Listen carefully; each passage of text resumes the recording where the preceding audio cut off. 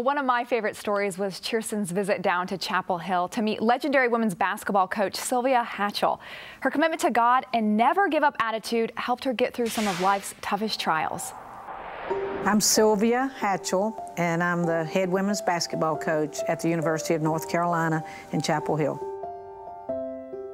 Yeah, I come in here like this and, I look around and thinking, you know what, I'm really at the University of North Carolina. I am coaching the women's basketball team, and I'm having a wonderful time, and they pay me to do this. So, I mean, that's about as good as it gets.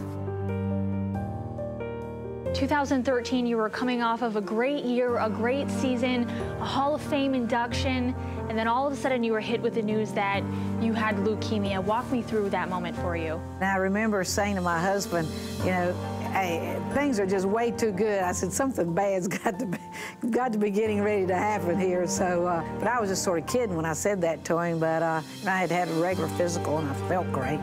And they called me and said, all your blood work was good except your white blood count is low.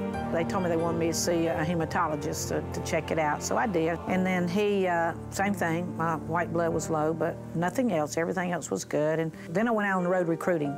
And while I was out, I got sick on the road, head of our ear, nose, and throat. Dr. Rick Pillsbury, he put me on steroids, so, I got better, so I was able to stay on the road recruiting. And then also, he had me go to internal medicine. They checked me out for everything. Infectious disease, they checked me out for everything. Nothing showed up. So I know that your bone marrow controls your white blood count. So I called over to the Lumber Cancer Center and said, look, I want a bone marrow biopsy because no one else could tell me why my white blood's so low. And so I went over on Friday, the 11th, and I had a bone marrow biopsy that morning. Had practice that afternoon, had great practice. And then Friday night I was at home and the doctor called me and said, your preliminary results is that you have AML, acute myeloid leukemia. And I was like, what? I had all these things lined up, a great team coming back, and I'm like, no, I don't have time for this now. I had just a few hours to meet with my staff, tell my family, and get to the cancer center. And then when I entered on Saturday afternoon, I was there for a month. And that next month, basically, it changed my life a lot, because, of course, I was on heavy doses of chemo and lost my hair and, just my body just breaking down, really. Walk me through when you realized, okay, there's no way I'm going to be able to coach this season. I'm going to, have to take a step back. Instead of being here in Carmichael having practice, my team comes over to the cancer center and we're in the conference room, and I have to go down and in front of my players, which we had no seniors, very young team, and I have to tell them, I have AML and I've got to take some time off. Players are looking at me like, Coach Hatchell, what are we going to do, here? This was like getting hit by a tsunami, really. I mean, just wham, just overnight, and you don't know whether you're going to make it or not. But again, as my tests and results kept coming back, every time my numbers would go up, a little bit more, a little bit more. And I kept telling the doctor, I said, look, I'm not your normal average patient here now, don't lump me in there with all these other people, no. And I want to tell you, through this whole process, I've been in the hospital a total of about 2 months. I refused to put on a hospital gown. And the only time I was in that bed was asleep at night, and then I would, take a nap during the day. The rest of the time, I was out of that bed. It has so much to do with the outcome and fighting a disease like this. How has your faith played a role in helping you overcome everything? I could not have made it through this without my faith. And my faith partners, the people around me, because I could feel the power of their prayers daily. And I've never said, why did it happen to me? But I say, how? And how did I get this? Because I was so healthy.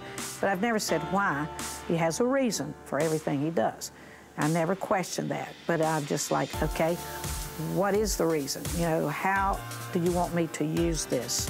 A long, long time ago, I said, I'm all yours.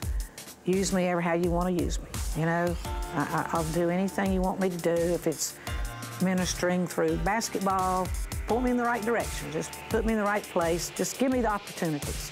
Now, when you say that, you better mean it, because you don't know what he may have in store. But I feel like, you know, he knew I was tough and strong and that I could withstand this, and a good, strong message could come out to other people. And those things are happening to me every day. You recently made a comment that stepping away from the sidelines has really given you a different perspective and a different angle on the way the game is played. What are some things that you've really taken away from the experience? With what I've been through the last 7 months, I feel like I can do anything. You don't realize how much something means to you and what a part of you it is until it's taken away. Success at anything is about relationships. And this year, I could not have the relationships that I wanted to have. I couldn't have the contact with the players that I wanted to have. And so I look forward, you know, to doing that. I've told some people, I said, you know, when I get back, you know, next year, I said, I may get a technical every game because I will be so fired up. Are you ready? Are you ready? You know, they're going to have to take a seatbelt, you know, and put me in a seatbelt in the chair on the sideline because I'll be up and down the sideline. So we can expect to see more passion than ever from you next season? Well, I'll try to control that, but, you know, I may not show it so much on the outside, but trust me, it will be right here. I just love her passion for life, for the sports. You know, she told the doctors, I'm not your average patient. She really isn't. And now she's back coaching this year, Cheerson. Yeah, she was out the entire 2013-14 season. She's back coaching again this year. And she made a comment that she had a different perspective about the game after everything she went through. But then she also said she really has a different perspective on life. Even the little things like rainy days, people might be complaining about, oh man, it's raining. She said, no, it's a new day. And so overall, she was just a really inspirational person to speak with, and I'm sure she's very inspirational for her team as well. She's a fighter. Yeah, I like the courage. Yeah. I don't have time for this. All right? I don't have time for this. I got to get to work. She wasn't going to put up with it. What an attitude she had, and just the way that she goes about living her life. You mentioned the passion of it, saying you're going to have to put a seatbelt on me because I'm going to be up and down the sidelines. Yeah. I mean, I think we can all kind of be inspired by that, you know. I want to live like that without having to, you don't want to have to go through something like that to realize how you need to live your life. I think another thing is, too, is away from the actual aspect of her is how God can use cancer for good. Sure. You know, everybody thinks cancer is such a horrible thing, but there are those circumstances where, you know, they survive, they can use it now to spread the word to others, and it's phenomenal. Absolutely.